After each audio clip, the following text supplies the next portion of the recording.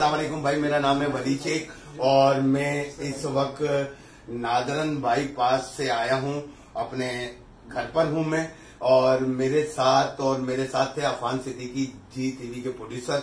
हम दोनों northern bypass पे लुटे हैं और मैं पहले भी अभी एक वीडियो मैंने दी है। ये देखिए, मैंने अपनी FIR कटवाई है। FIR कटवाने के बाद मैं ये बात कर रहा हूं कि जब हम नादरन बाईपास इंडस चौक से पहले हमारे साथ डकैती हुई।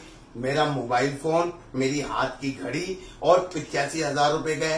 अफान का एक मोबाइल और 5,000 रुपए अफान के गए। और ये जो DSP साहब बड़े मजे से बोल रहे थे ना, अबे भाई क्यों किसी गरीब की ऐसी तैसी करवा लो?